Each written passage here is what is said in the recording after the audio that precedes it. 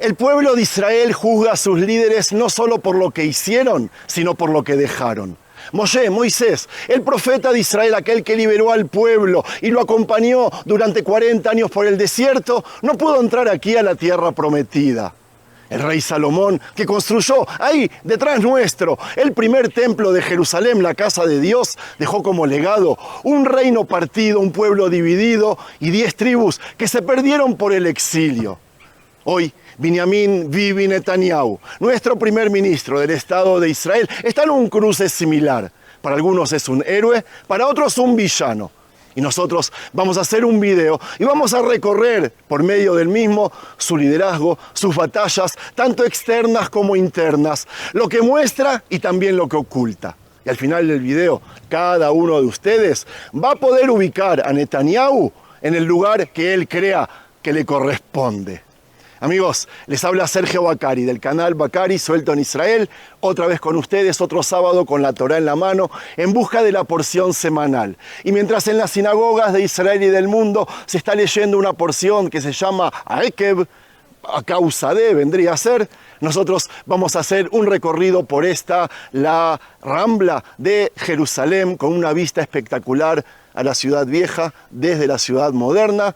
Y como les dije, mientras vamos a evaluar a este personaje que lo podemos odiar, lo podemos amar, pero nunca le podemos ser indiferente. ¿Están de acuerdo conmigo? Desde ya, gracias por participar y gracias a los que siguen visitando nuestra tienda virtual. ¿Cuántas cosas pueden adquirir ahí? Por ejemplo, camisas como estas, escritas en español. Somos los únicos que hacemos cosas en español desde Tierra Santa y que pueden llegar a vuestras casas y no importa en qué lugar del mundo ustedes viven. O Biblias como esta, en hebreo con su traducción al español, una traducción muy buena. Empecemos, amigos. Mientras vamos a recorrer este lugar y disfrutar de este hermoso paisaje, uno de los más lindos que tiene Jerusalén, les quiero contar que hace más de 3000 años un líder que estaba a punto de dejar su puesto se puso de pie frente a un pueblo que había sobrevivido a 40 años de desierto. No les habló con frases bonitas ni discursos para la foto. Les dijo que todavía hay guerras que ganar, que los enemigos no desaparecerían con un grito, que la verdadera amenaza podía estar tanto fuera como dentro de sus propias murallas. Les recordó que cuando llegaran a ciudades que no habían construido, bebieran agua de pozos que no habían cavado y comieran de viñedos que no habían plantado. Tendrían que cuidarse de un enemigo invisible, el orgullo. Moisés lo llamó por su nombre. La tentación de decir, mi fuerza y el poder de mi mano me han dado esta riqueza. Y olvidar que la historia de un pueblo no la escriben solo las victorias militares, sino también la memoria, la gratitud y la fe. Esa advertencia que está en esta porción Ekev, resuena hoy en la política israelí como si hubiera sido escrita esta misma mañana. Porque tenemos un líder que lleva años en la cima, que ha conocido triunfos impresionantes y derrotas amargas y que ahora enfrenta enemigos que no solo disparan misiles, sino también titulares, juicios y pancartas. Sí, estoy hablando, como ustedes saben, de Benjamín Bibi Netanyahu. Netanyahu nació en 1949, apenas un año después de que Israel declarara su independencia. Su vida comenzó en un país que todavía olía a pólvora, donde las fronteras eran frágiles y la supervivencia no estaba garantizada aún. Su padre Ben-Zion fue un historiador del sionismo revisionista, un hombre de ideas duras y de memoria larga. Su madre Tzila fue maestra. Además, pasó su niñez y adolescencia en los Estados Unidos, lo que le dio un inglés perfecto, sin acento israelí y una facilidad para moverse en el mundo occidental que muchos líderes israelíes nunca tuvieron. A la hora de alistarse al ejército, se vino desde Estados Unidos, especialmente siguiendo los pasos de su hermano mayor, para servir en la unidad de élite Sayeret Matkal, en la cual participó de operaciones de riesgo y vivió de cerca, la pérdida de ese hermano Yoni, caído en la famosa operación Entebbe en 1976. Esa tragedia marcó su vida personal y política. Él siempre dijo que Jonathan, le enseñó que la seguridad de Israel no se negocia. Pero si uno rasca un poco, entonces descubre que Netanyahu, como Moisés, también tiene capítulos que no suele abrir en público. Moisés, según la Biblia, tuvo esposa y 2 hijos, pero no sabemos casi nada de ellos. Zipora desaparece del relato por largos tramos, sus hijos no heredaron su liderazgo y hay detalles familiares que la Torá nunca cuenta. En el caso de Netanyahu, algo parecido. Pocos saben que él tiene una hija de su primer matrimonio que vive una vida completamente apartada de la política y que, a diferencia de sus hijos, con su actual esposa Sarah, casi no aparece en fotos oficiales ni en actos públicos. Tampoco se habla de sus nietos o de sus 2 matrimonios anteriores antes de casarse con esta, Sara Ben-Artzi. Es como si hubiera decidido que la narrativa oficial, su historia familiar, debe ser mínima, irrelevante o directamente invisible. En política, lo que se oculta es tan importante como lo que se muestra, ¿verdad? Y esa costumbre de controlar el relato es un arte que Moshe conocía y que Netanyahu domina a la perfección. No es secreto que Netanyahu ha estado en el ojo de un huracán político y militar durante los últimos 2 años. En octubre de 2023, Israel sufrió el ataque más sangriento desde su fundación. Hamás, rompiendo la frontera con Gaza, asesinó, secuestró y destruyó con una crueldad que todavía nos duele.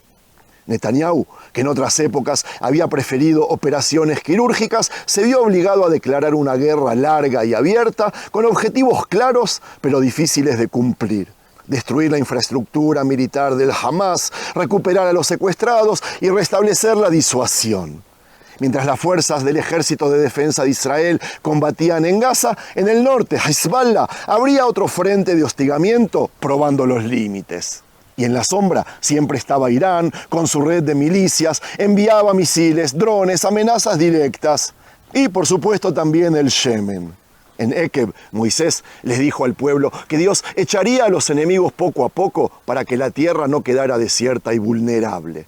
Esa misma estrategia a largo plazo es la que Netanyahu tuvo que asumir, aunque la presión internacional y las encuestas internas empujaran hacia soluciones rápidas y superficiales.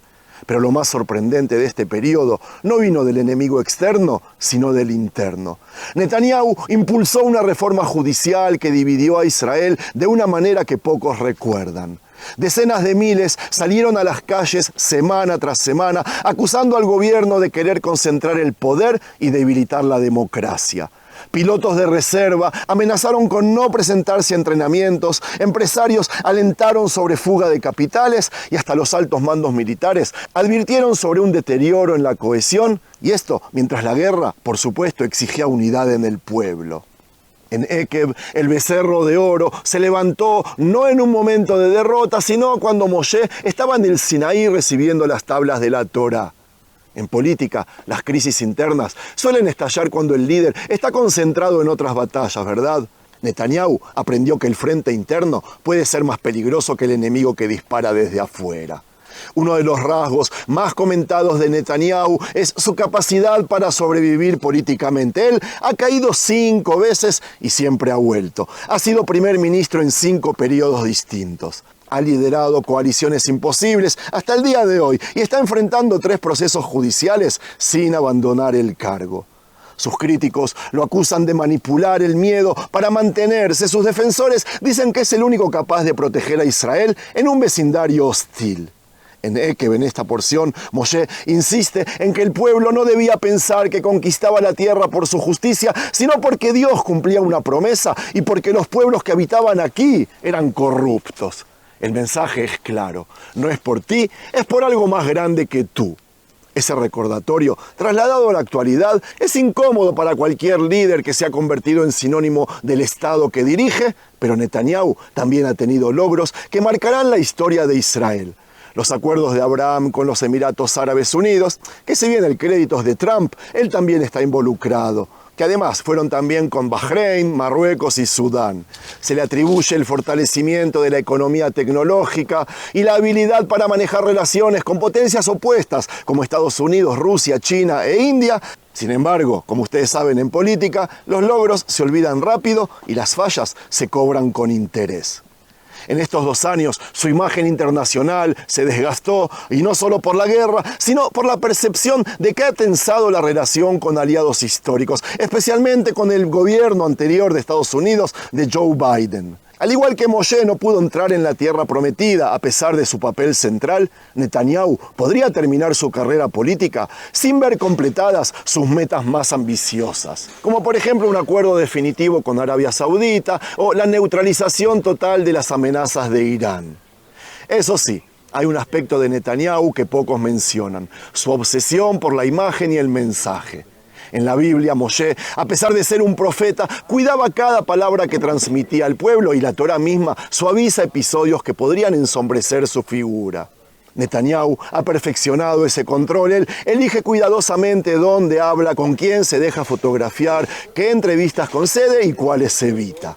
Él ha tenido enfrentamientos abiertos con medios israelíes y extranjeros, ha creado canales propios. Él tiene un canal de televisión propio, el número 14, tiene estaciones de radio, un periódico propio que se difunde gratuitamente hace ya casi 10 años. Y todo eso para comunicarse directamente con su base, y él ha entendido que en la era de las redes sociales el relato es tan importante como la realidad. La porción Ekev también habla del maná, de cómo Dios alimentó al pueblo para enseñarles que no solo de pan vive el hombre, sino de todo lo que sale de la boca de Dios. En política no solo se vive de victorias militares o de cifras económicas, se vive también de confianza, de cohesión y de propósito. Netanyahu sabe que en un país como Israel, donde cada familia tiene a alguien en el ejército, donde la guerra no es un capítulo lejano de un libro de historia, sino una realidad que puede llegar en cualquier sirena, la narrativa que sostiene el espíritu nacional es tan vital como el escudo antimisiles. En estos 2 últimos años, mientras se libra una guerra que no termina y se enfrentan divisiones internas, el liderazgo de Netanyahu ha sido puesto a prueba en cada frente. Hay quienes creen que sus decisiones prolongan los conflictos para mantenerse en el poder. Otros ven en su firmeza la única garantía de que Israel no ceda ante la presión internacional. Como en los días de Moshe, hoy en Israel el pueblo está dividido. Unos quieren seguirlo, otros quieren un cambio urgente y muchos simplemente quieren paz, aunque no sepan a qué precio. La porción semanal Ekev termina con una advertencia que no ha perdido vigencia. Y cito: si se olvidan de Dios y siguen a otros dioses, perecerán como las naciones que Él destruyó delante de ustedes. En lenguaje político actual podríamos decir: si Israel olvida su propósito y se deja llevar por idolatrías modernas, el poder por el poder, el éxito económico sin ética, la imagen sin sustancia, corremos el riesgo de perder lo que nos ha hecho únicos. Netanyahu, guste o no, encara gran parte de esa tensión, la necesidad de defender al país en un mundo hostil y el riesgo de que su figura se convierta en un fin en sí misma. La historia de Moshe nos recuerda que incluso los líderes más grandes son temporales, que lo que queda es el camino que trazan y si ese camino lleva a la unidad o a la división. Quizás el mayor paralelismo entre Ekev y Netanyahu, entre Moisés y Netanyahu, no esté en las batallas ni en las estrategias, sino en el hecho de que ambos lideraron en tiempos donde la victoria no era definitiva y el enemigo no estaba solo afuera. Moshe guió a un pueblo que podía perderlo todo en un instante de orgullo o desobediencia. Netanyahu lidera un país que puede perder su cohesión por luchas internas, tanto como por misiles. Tanto Moshe como Netanyahu lideraron en un momento en que el destino del pueblo dependía de si entendían o no la lección central, que la fuerza de Israel no reside únicamente en sus ejércitos, sus alianzas o sus líderes, sino en la claridad de su propósito. Moisés lo dijo sin rodeos: si el pueblo olvida de dónde viene, perderá hacia dónde va. Netanyahu, con sus aciertos y sus errores, es hoy el rostro de esa prueba. Puede salir de la historia como el líder que sostuvo a Israel en uno de los momentos más difíciles de su existencia, o como el que, por aferrarse demasiado al poder, dejó una nación más dividida que unida. Puede pasar a ser el líder ultimativo llamado Moshe, o quedar en la historia como el rey Salomón, cuya gloria y sabiduría construyeron, es verdad, el templo y llevaron a Israel a su apogeo, pero cuya herencia política fue la división del reino, la guerra entre hermanos y la desaparición de 10 tribus para siempre. El desenlace, amiga, amigo, no está escrito. Y eso es lo que hace este instante tan decisivo. Porque las guerras se pueden ganar con tanques y aviones, pero la paz duradera solo se conquista con unidad.